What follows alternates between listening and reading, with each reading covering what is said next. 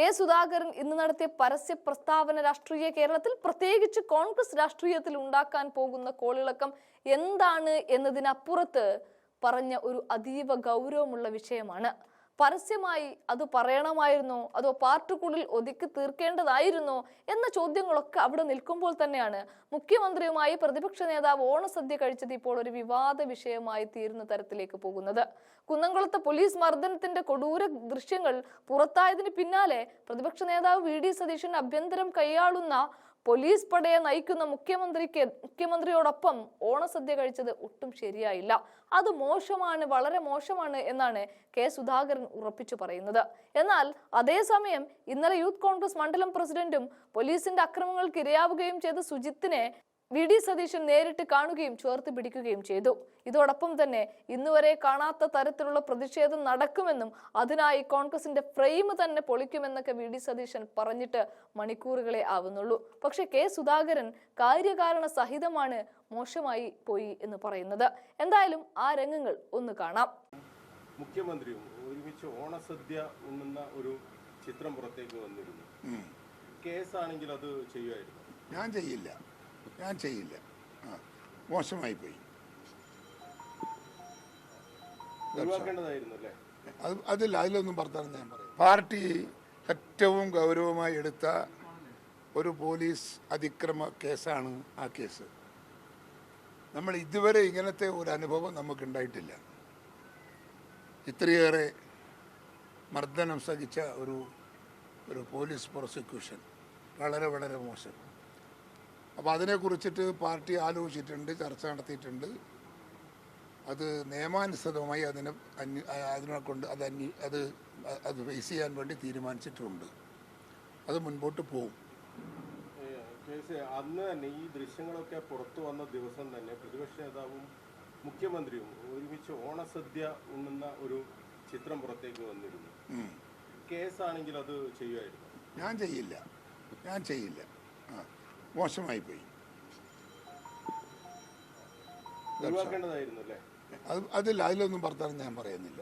അത് പറയുന്നത് ശരിയല്ല. അല്ല, അതില് ഇതൊക്കെ കണ്ടു.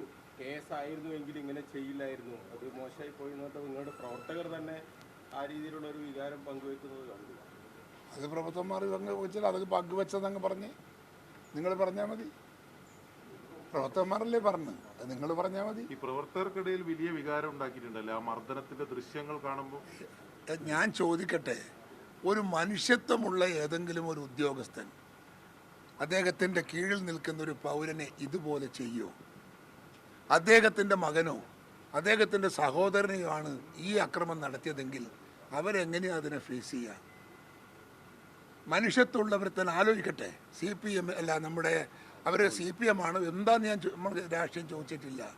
പക്ഷേ അദ്ദേഹത്തെ ഒരു ഉദ്യോഗസ്ഥൻ, പോലീസ് ഉദ്യോഗസ്ഥൻ, ഒരു സാധാരണക്കാരായ ആളുകളെ ഒരു ചെറിയ ക്രിമിനൽ കുറ്റത്തിൻ്റെ പേരിൽ ഇതുപോലെ മർദ്ദിക്കുക എന്ന് പറയുന്നത് എന്താ കഥ? ക്രിമിനൽ കുറ്റവും ഇല്ല.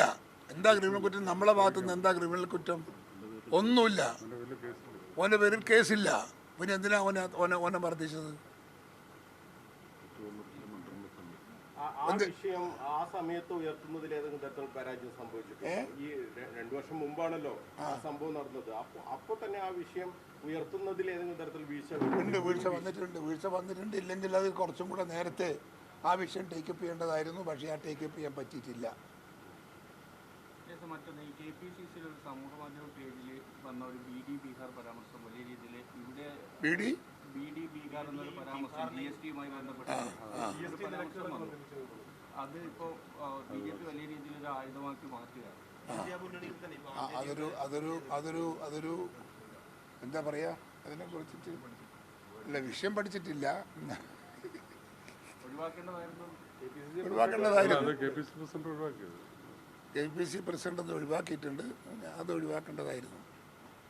അത് പാർട്ടി ചെയ്തിട്ടുണ്ട്. യൂത്ത് അത് വരും. അത് ചർച്ച നടക്കുന്നുണ്ട്. അതിനെ ചർച്ച നടക്കുന്നുണ്ട്. വലിയ മർദ്ദനേൽക്കുന്ന ഒരു സാഹചര്യം. അപ്പോൾ പ്രതിഷേധങ്ങളും പ്രക്ഷോഭങ്ങളൊക്കെ പോകുമ്പോൾ നേതൃത്വമില്ല, ഒരു അധ്യക്ഷനില്ല. അത് പലരും ഉന്നയിക്കുന്നുണ്ട്, ഒരു അധ്യക്ഷനില്ലാത്ത. അല്ല, അത് ശരിയാണ് നിങ്ങൾ പറയുന്നത്. ആ ഒരു പോരായ്മ അടിയന്തരമായിട്ട് പരിഹരിക്കാനുള്ള നടപടിയായിട്ട് പാർട്ടി മുന്നോട്ട് അതുണ്ടാവുമല്ലോ. നമ്മളെ കോൺഗ്രസിനെ പോലത്തെ ഒരു പാർട്ടിക്കകത്ത് സ്ഥാനമാനങ്ങൾ നേടാൻ ഒരുപാട് ആളുകൾ ഉണ്ടാവും. അപ്പോൾ സ്വാഭാവികമായും അതിനകത്ത് ഒരു വ്യക്തിയെ കണ്ടെത്താനുള്ള സാവകാശമുണ്ട്. സമയം ഒത്തിരി വേണം. ആ സമയമാണ് നമ്മൾ എടുക്കുന്നത്.